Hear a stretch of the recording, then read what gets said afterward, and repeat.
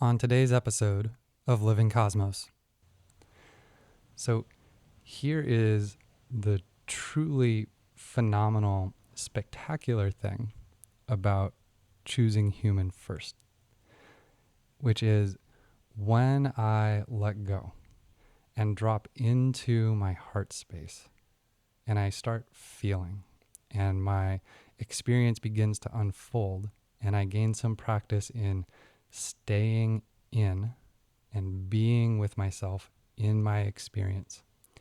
All of the other realms, the astral planes, the light body, the shamanic elemental realms, all of these places where we may wish to go, ancestral, pre-birth, DNA, all of these places are also available in the space of my heart, and they arise without any effort in the unfolding of the wisdom of my experience as I show up for it.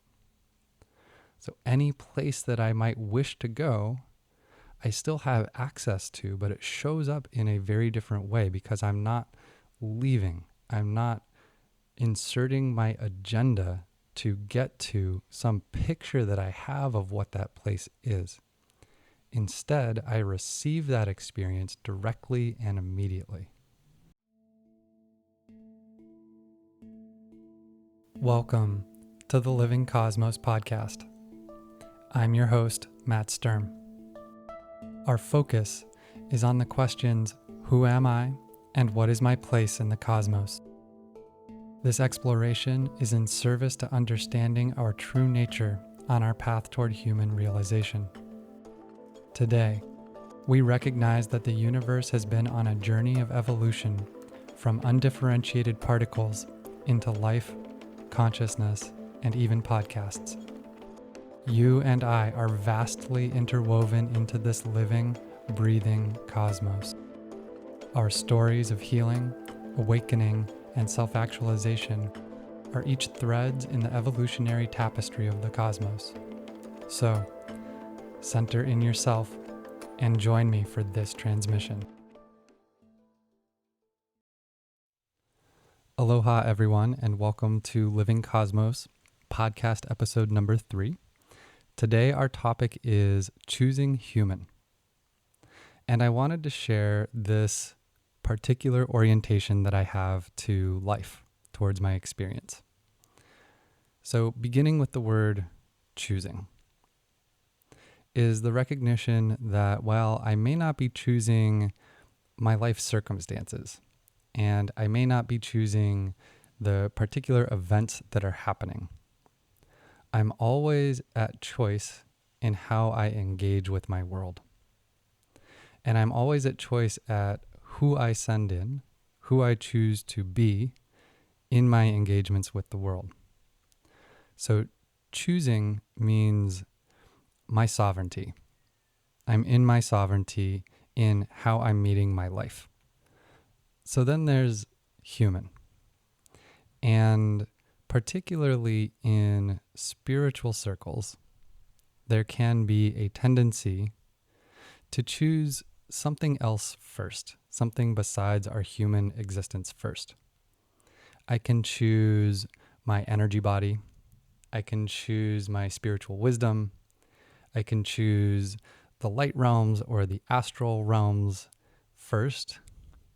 I can also choose my trauma first or my wounding first and make the victim story of what I've been through the thing that I filter and show up for my reality through.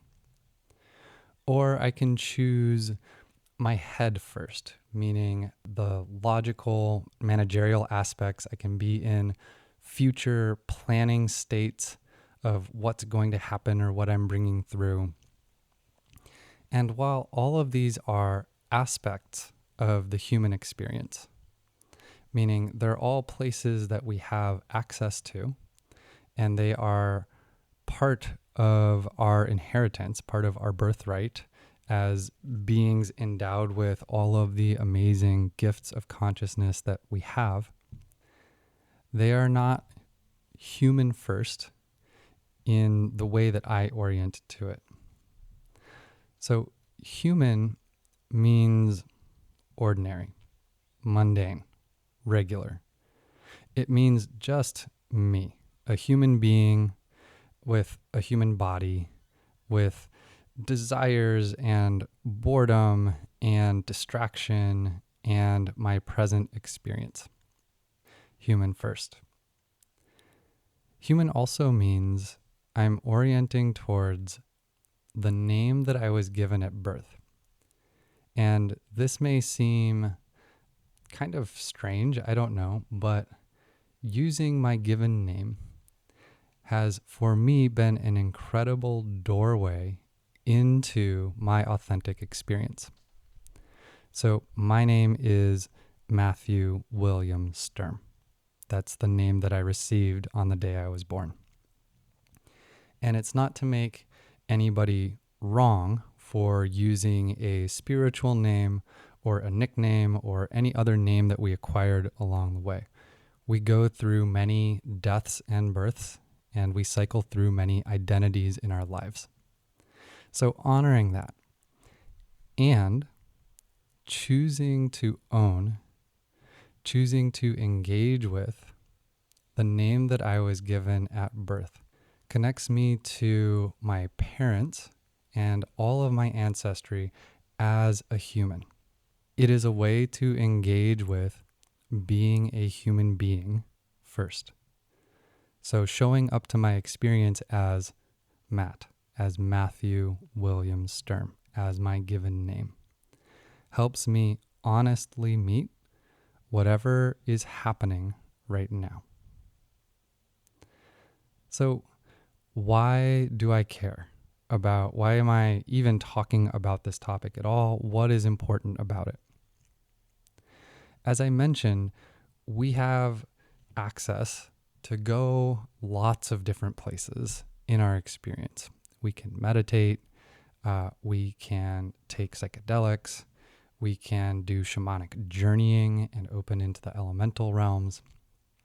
I don't want to say danger, maybe pitfall is the right word, is that if I start to reach up into these celestial realms or reach downward into the shamanic realms or go somewhere in order to get an experience, the pitfall is twofold. First, it means that I might be subtly dissociating. I might be checking out from what's happening here.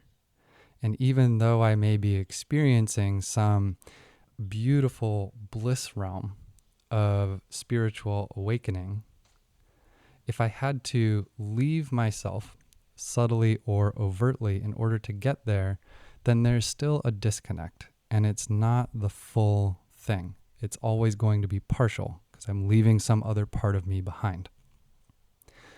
The other thing is if I reach up or reach out for a different experience, then it means I'm not interested in the experience that I'm having right here, right now. And this brings me back to the first couple of words that I used around human.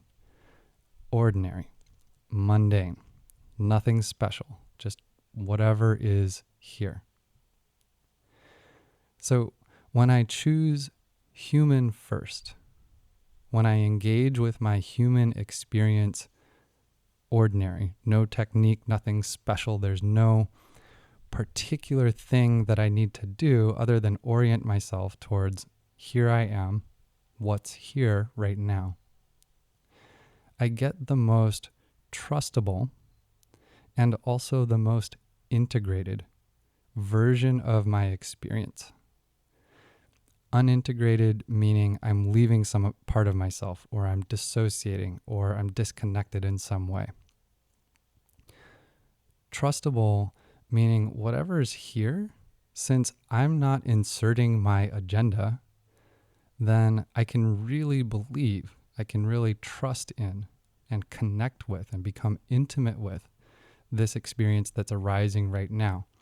And I'm not subtly warping it. I'm not subtly shifting it because of my preference, what I would want to be happening now. And in Buddhist terms, we would say that whenever I insert my agenda for my experience, that's what creates karma. And that is the attachment or aversion which creates suffering. So choosing human first and using the name that I was given at birth as a doorway in. What does this open up? And why might I be interested in engaging with my experience and choosing to meet my experience in this way?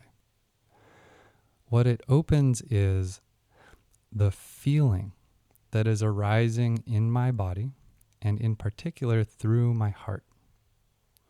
And my feeling is not a thing that I choose. It is my body's natural wisdom in response to my life circumstances right now. Feeling.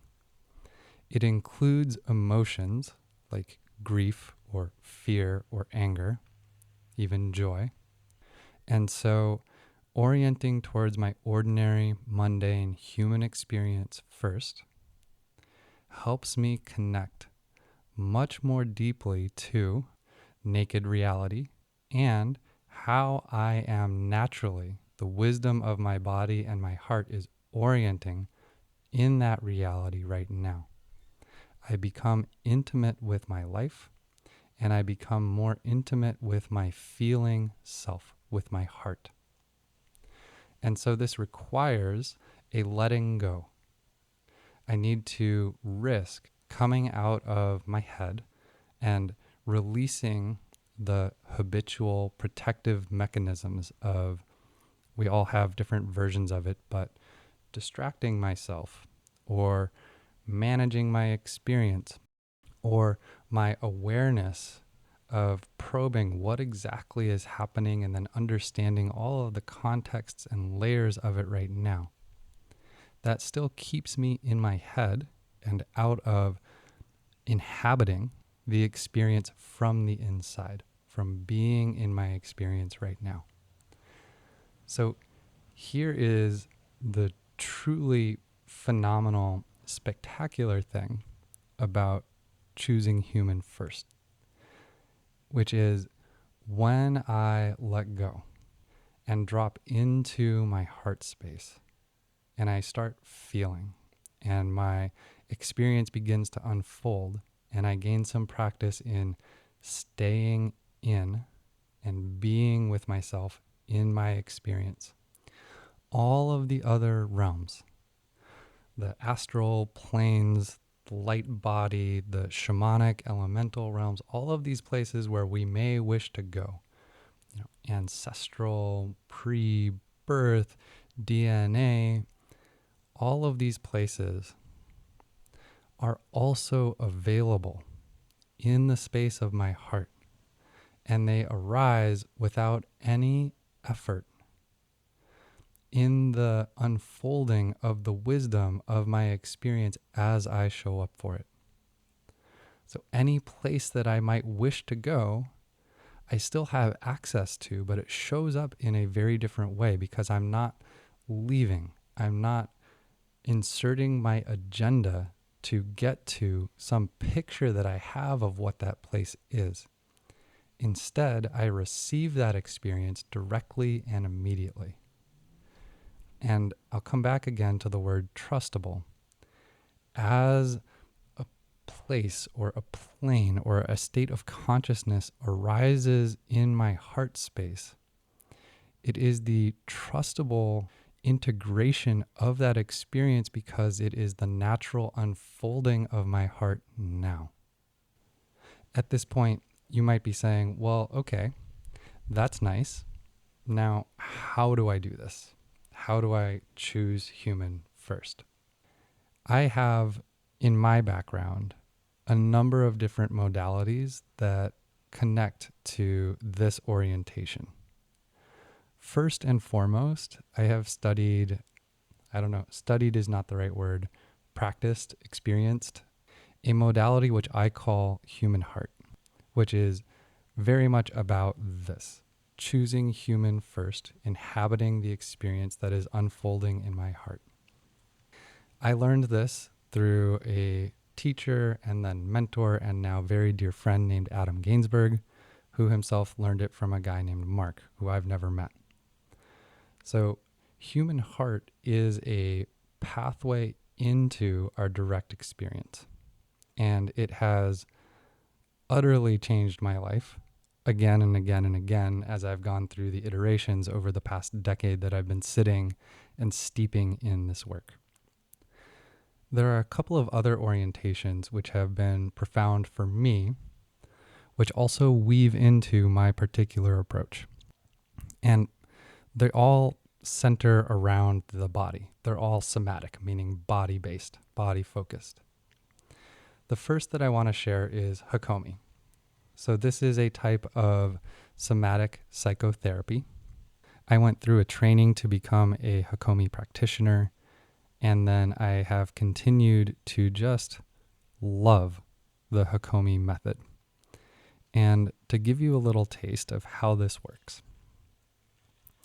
So we slow down. And then we slow down just a little bit more. And then whatever's happening in our experience, we begin to just notice. And the Hakomi word for this is mindfulness. Now, mindfulness means a lot of different things out there in the spiritual world. But in this case, it means just noticing what's happening without needing to do anything about it. And in particular, notice what's happening in your body right now. If there is a particular sensation or a particular place in your body that's having some tension or some pain or some tightness or even some pleasure, whatever it is. And then we get curious about it. And without needing to process or do anything with it, we just take our awareness and often our breath into that sensation, and we allow it to unfold. We see where it wants to take us.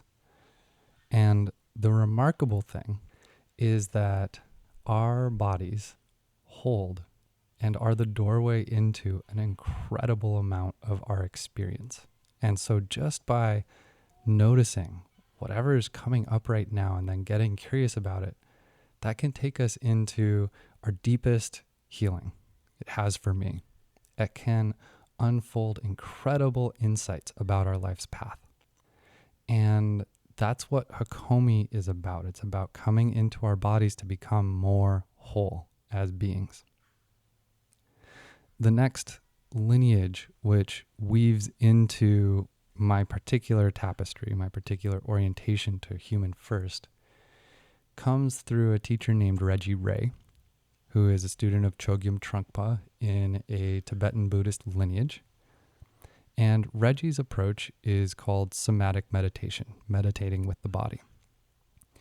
The whole orientation of this lineage is that the body, our bodies, each one of us, our body already has Buddha nature. It already exists in the awakened state. And so the path is about coming into the body. And the teacher is our body itself. And the fruition, the realization, is the full, unmediated, naked experience of our body. So this is the threefold orientation towards the body. The body is the path, the body is the teacher, and the body is the fruition. Now, we have concepts around what our body is. I weigh 160 pounds. I'm 5'11". My skin has freckles on it. I have particular complexion. My right hip is a little tighter than my left hip. Like all of these concepts that I carry about what my body is. Meditating with the body, this approach is about coming into a non-conceptual engagement with the experience of our body directly, nakedly, without the filtering and managing and interpreting mechanism of the prefrontal cortex. And it turns out that experiencing our bodies from the inside is vastly different than thinking about or looking at our bodies from the outside. That inside the body is an infinite realm without bounds or limits, where every possible experience in the cosmos has space to arise and dissolve again. And this is the groundless ground of our true nature. So that's another orientation. And in order to experience this in my language, we need to choose this human body first. We need to prioritize and welcome the experience that is arising in our bodies. So again, it means staying as opposed to leaving. It means allowing our experience as opposed to inserting our agendas. And then it means feeling. I don't know, like if I were probably to go out and poll 100 people on the street and say, do you know how to feel? Probably every single person would say yes, right? And then as I have engaged with these practices over the years, I've discovered again and again, oh, I had no idea how to feel. There is so much more here that is available to me. And even, having then figured it out, thinking to myself, oh, now I know how to feel, I uncover the next layer and it's like, wow, this is feeling. It's kind of like when I first started studying yoga, started going to yoga studio and doing asana practice. One of my teachers said, your issue is you don't know how to breathe. And this was right at the beginning for me. And I was like, I don't know how to breathe. I breathe every single moment of my entire life since I first came onto this planet. And then the teacher started to break down for me diaphragmatic breathing and the energy pathways that open up through the breath and how to bring the breath into the body and then what happens with it. And I was like, oh, I actually have no idea how to breathe. And I've just been doing it unconsciously my entire life, kind of good enough, but there's so much more here. And if there's one thing that I would hope to inspire with this podcast episode, it's how much more is possible, is available to you in your body when you orient towards welcoming your human experience first. So another tool that really helps me engage with my experience is making a choice not to know. Choosing not to know helps me step out of the very intelligent, well-crafted intellect that I have floating around in my brain, which is constantly analyzing and engaging with the world from this place of, I want to know, and then now that I do know, how do we put those pieces together to create something? And that's a super useful skill. I don't want to get rid of that, but oftentimes, I want to turn it off. I want to say, okay, thank you, intellect, and I'm ready to go have a direct experience. So neurobiologically, when we look at what's happening in the brain, the left hemisphere is the hemisphere that's more associated with analysis, planning, managing. The right hemisphere is the creative hemisphere, which feels, among other things. So the prefrontal cortex filters an incredible amount of raw sensory experience into the most important aspects of what's happening in our world right now. And it does this naturally for us, and it's amazing. But what that means is that when I am inhabiting my intellect, meaning my discursive thinking mind, I'm only experiencing a filtered version of reality, including a filtered version of my body and the sense perceptions and emotions that are arising in my body right now. Stepping out of the left hemisphere, away from my discursive thinking, away from my intellect, brings me into the immediacy of my experience. And that is where the magic is. So it's about coming into the right brain, but it's also about coming into the sensations, the emotions, the pain and uncomfortableness, and whatever it is that's arising in our body. This is what I mean by the body is the path. Getting into the body is where the path unfolds. That's where we make the journey from. So choosing not to know is an orientation. It's like a little tool that helps me recognize where I have been choosing to know, meaning my conceptual mind, and then to make a different choice into the unknown. It's always going to feel like I'm risking something. It's always going to feel like I'm giving something up. And what that something is the control. I tell myself in my discursive thinking that, oh, this is fun and I need to be doing this, and this is how I'm engaging with my reality from.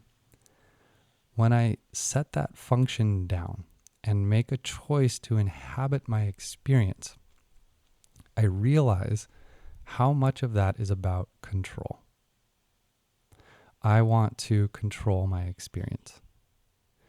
Choosing not to know helps me confront that often subconscious control mechanism of my chatterbox in my head. And the cool thing is that when I am choosing not to know, it releases any agenda for what is. I don't have to label it. I don't have to understand it. I don't have to make any sense around it. And I definitely don't have to process whatever is happening in me. Choosing not to know means I get to immerse myself in my raw experience. And so sometimes that's a relief, like, oh, yes. All of the energy that I had been putting into knowing my experience then becomes available again. And I get to let go of that tension pattern. Oftentimes, when I'm choosing not to know, I get confronted by my fear. I'm scared. And that fear is the fear of the immediacy of my raw experience. I get confronted with tasting and touching and feeling viscerally. And there's a lot there, so that the buffer gets released, and then there's a little bit of a fear response as we dive into the pool, so to speak. Sometimes I will choose not to know, and then there's a pretty immediate nope, I am choosing to know right now, and it's like a bounce back, and it's not even a conscious choice. I just stuck in my head, and here I am, right? This is where I want to bring in the concept of safety. I will not open to an experience in this type of engagement where we're really sitting down and saying, okay, I'm making myself available and I'm making a choice to open up my experience. In this context, my heart will never give me more than I'm available for. Meaning my heart has a natural gauge to it, like how high or how low the fire hose opens up. And my heart will not open up more experience, more feeling than what I am truly ready for in my embodiment. That is the wisdom of my heart. there is a different wisdom mechanism, though we often don't call it wisdom, of our egos and our heads. They perceive safety. So, personality map, my head, my discursive thinking, conceptual mind, has a perception of what I'm safe for, which is different from the direct, immediate knowing of my heart. My heart naturally will just give me what I am safe for. But my head judges and decides, oh no, that's too much. That's more than what I want. And so there's a safety perception in my head. And when I attempt to let go into my direct experience and then I bounce right back, that's about the perception of safety in my head. I'm not safe for this. But it doesn't usually come in the phrase, I'm not safe for this. It usually comes through, I'm back trying to control, or I'm back managing. We don't tell ourselves, I don't feel safe for this experience. So this is the next tool, the next nugget that I want to share, which is honesty. Whatever I'm doing, remember I said we're always choosing. I'm always choosing how I engage with my moment, with my reality. Oftentimes that choice is not conscious. I'm just in my flow, doing my habit. This is how I naturally do things, but it's more habitual. So if I'm inviting in a deeper experience, but I'm not opening to it, then on some level, I'm making a different choice. And that choice is what's in charge. That choice is what's running the show, so to speak, right now. And if that is an unconscious choice, I then have the opportunity to tune in. Well, what's really happening here that I'm so committed to being in my head? And through that inquiry, I can get honest with myself. Oh, I'm choosing my head right now.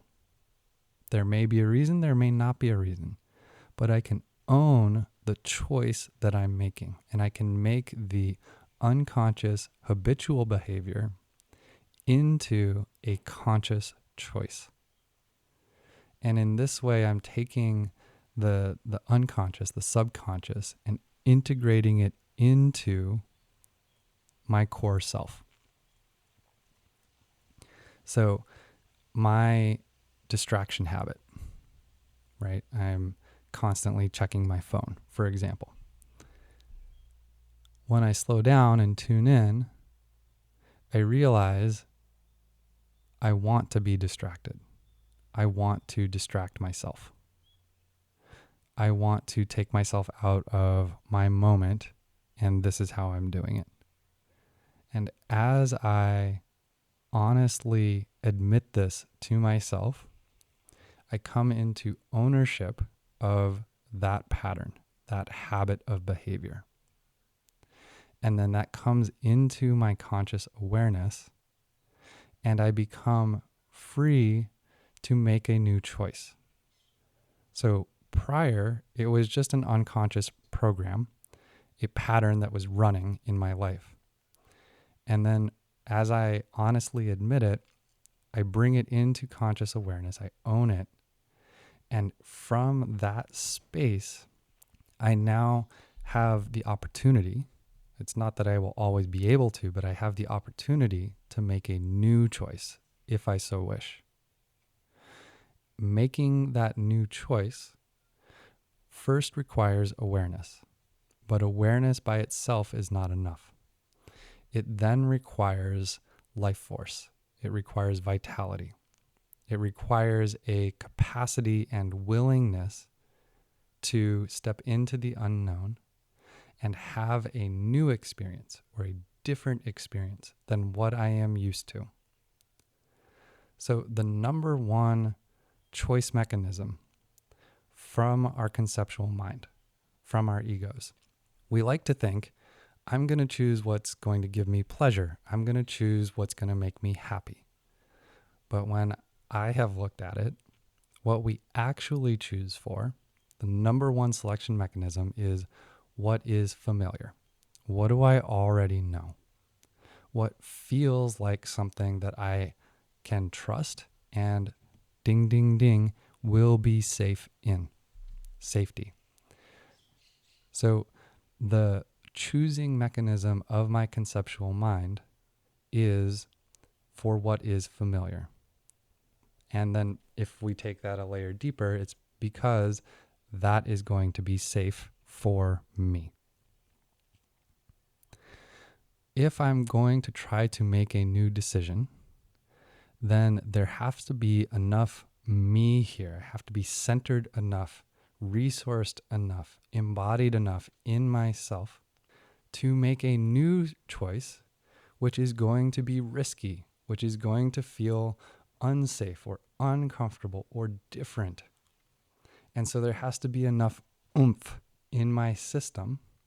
There has to be enough juice, so vitality, life force, aliveness, to make that new choice. Otherwise, even though I can see, here is me in my habit doing my thing, I will continue to be in my habit and do that thing. It's like, oh, I'm walking over to the refrigerator to check the ice cream right now. And I'm watching myself do it. And I know that I don't need more ice cream. But nevertheless, here we go. And I'm pulling out the ice cream. Yep, I'm going for it. And I'm watching myself in full awareness getting a bowl of ice cream at 10 o'clock at night when I absolutely do not need ice cream. And when at other moments of clarity, I've told myself, I'm ready to lay off the ice cream, right? But here is my pattern. And the pattern is strong. And even when I'm in full awareness, every single moment as I'm going through the pattern, I do not have enough oomph, enough zest, enough to stop that pattern. And so the pattern is still going to maintain sovereignty of my self system. It's going to be the one driving the bus of Matt for tonight, right? So awareness is one piece, and then vitality is the next piece. How do we open to vitality? How do we open to life force? And this is the next major point that I want to touch into. So just the phrasing of that question, how do I get vitality, is problematic, because that's me with my agenda to, do my personal growth work, trying to control my situation, right? I want to get the thing and then do it, right? So that's my conceptual mind hijacking my somatic practice. Vitality, aliveness, is inherent. It is naturally flowing through all of us all the time. And it is a primary feature of this cosmos, aliveness. We participate in it in a myriad of different forms all the time in all the ways. Aliveness gets channeled through our bodies and is mediated by our heart. And the heart, like I said earlier, innately, naturally, completely, and immediately knows what is best for us. So it's not a matter of I need to figure out how to get more vitality. It's not a matter of your diet or going to the gym or even sitting down and doing meditation practice. It is a matter of trusting in the unfolding of the journey that happens through the heart space. And so this is precept number 2 in the Reggie Ray material, which is that the body is the teacher. It's not up to me, up to my conceptual mind, to understand the path, to know what the next step is, to figure out the right technique to do it. My job is to bow down to my teacher, to listen and to learn. when I approach not from a place of, do I have enough vitality today? But instead from a place of curiosity.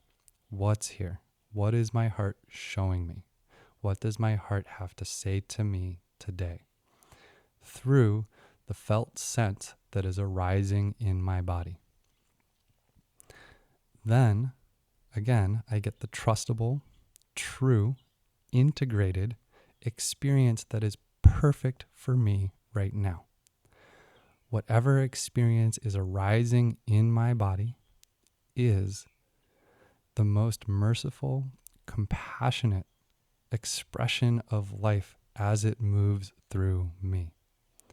And in this sense, I can surrender into, not become passive to, but I can allow and welcome and really lean into my experience as this is the best possible experience that I could be having right now. And my heart is compassionately, effortlessly, and innately opening me into it. And this happens through my human body, my human experience. Again, ordinary, regular, don't need any technique, don't need to go anywhere to find it. It's always unfolding right here, right now. You can't grasp it, but you are always arising within it, your human experience. So I'm going to share another word which has a lot of baggage, which is Tantra. This approach, we would call it tantric. Tantric in the sense that it embraces everything. There is no discrimination of this is more spiritual and less spiritual, this is right, this is wrong. It opens into the experience that's arising, and that is the ground of the spiritual journey. So that's the specific context or the definition that I'm using for Tantra here. It means a lot of different things in other contexts, in, the traditional Indian or Buddhist context, or in the New Age Neo-Tantra context. But the way I'm using it, this approach is tantric in that it is all embracing through the body of the experience that is unfolding right now. And then this brings us to the third precept, which is the body is the fruition.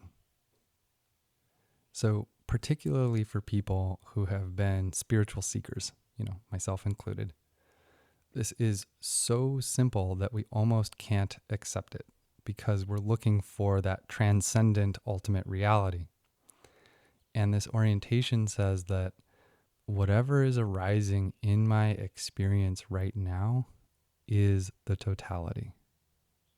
It's the fruition. It is the realization.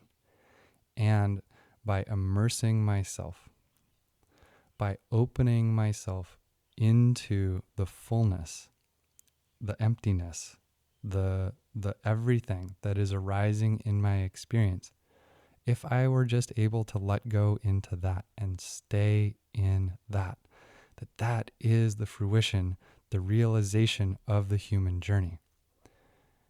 And all of the other places, realms, experiences, states of consciousness will naturally arise through that unfolding right there. So in this sense, choosing human first, as opposed to being about transcendence or ascending, like going up, going out, going somewhere, is not an up and out orientation to the spiritual path or the journey. Rather, we often say it's down and in because conceptual mind is kind of up here at the top of my head and I need to come down out of my head to get into my body. But really, the way that I think about it, it's not about going up and it's not about going down or left or right or north or west or whatever. It's about centering. When I find the center point, that is the fixed, absolute orientation of my true self. It has no ground. It cannot be grasped. It was not born. It did not begin at any point, and it is undying in the sense that it will not stop at any point. But that fixed center is the place that I can orient myself from, meaning where I choose from to receive my unfolding experience, which includes up, which includes down, and all the other directions. And so this path for me is really about centering. And choosing human first means coming into my center. That center, another word for it, is the heart. Not the anatomical heart, not my heart chakra, which I can run energy through, but rather the place, the direct place of knowing in my being, which unfolds and radiates my experience. The heart is the core. The heart has its own wisdom, and the heart also knows how it is for everybody else around me directly and immediately. And this is compassion. My heart feels you. My heart knows how it is for you. So this is, for me, maybe the foundational core of Living Cosmos and my own personal orientation to how I do reality and do my world. And it informs how I do my work as a teacher, how I engage with people, whether it's through coaching or therapy. It's about trusting and then allowing the unfolding of our experience. And that's really the place of surrender. Maybe the first place of surrender is to say, okay, this experience that's happening for me right now, there is a wisdom to it that is bigger than me. And I can choose to let go, to trust, to embrace that experience. And that's where I want to leave you today, is embracing my experience. It means getting so deep into it. Like, if my experience is a vat of honey, I want to dive in. I want it to cover every pore. I want it to be sticky and immersive, and I want to smell it and taste it and touch it and feel it. That's how deep into my experience I want to go. And in order to do that, I have to let go. I have to release the controlling, planning, managing, discerning, analyzing aspect of the left part of my prefrontal cortex. As I choose human first, I begin to really know myself, not my picture of who I think I should be, not the socially constructed images and identities of what is okay or who I should be, but who I really am. And who I really am is an ongoing process of discovery. And it turns out that I am a quirky, weird, fascinating individual beneath all of that conditioning and superego stuff. There's a me here, which is sensitive, which is wise, who is a natural healer, who connects spiritually and has wisdom to share with the world, and who is creative, but also goofy and funny and silly. And, like, I'm a sea otter and I like to snuggle. All of these aspects of me start to come out naturally. It's about letting the real me, the me beyond who I think I am, come out into the world. So my name is Matthew William Sturm. And in the space of my heart, I am choosing my human experience first, not knowing what that experience is. And I'm sharing my experience with you right now, with each of you. I'm allowing myself to be seen, to be known, and to be loved by you. And that is another layer of trusting that the me that is in here, when he comes out, when they come out, when she comes out, is loving, lovable, worthy of love, and good. In my heart, the me, the expression of me that arises is also totally trustable. And that's a pretty cool thing to discover too. If you would like to continue this conversation and go a little bit deeper, head over to my Patreon, Living Cosmos, and for supporting members, I have a bonus track, another audio, where I go into feeling and the major feeling states that I work with, which are grief, fear, anger, pain, and joy, and how the direct experience of them is vastly different than our perceptions of them from our conceptual mind. So that's at Living Cosmos, the Patreon for everybody. Thank you for joining me for this episode. It's a real pleasure to get to share it with you. Aloha. Thank you for joining us today for the Living Cosmos podcast. If you enjoyed this episode, please leave me a review and a rating on whatever podcast platform you use to access it. If you'd like to go deeper, I'd encourage you to head over to livingcosmos.com, where I have a whole host of free videos and resources, as well as whatever courses I'm offering today. This podcast is made possible by subscribers to my Patreon, Living Cosmos. You can head over there to become a member to access bonus material and content. You can also check out my book, The Organic Masculine, and connect with me on the Living Cosmos Facebook group. Thanks again, and aloha.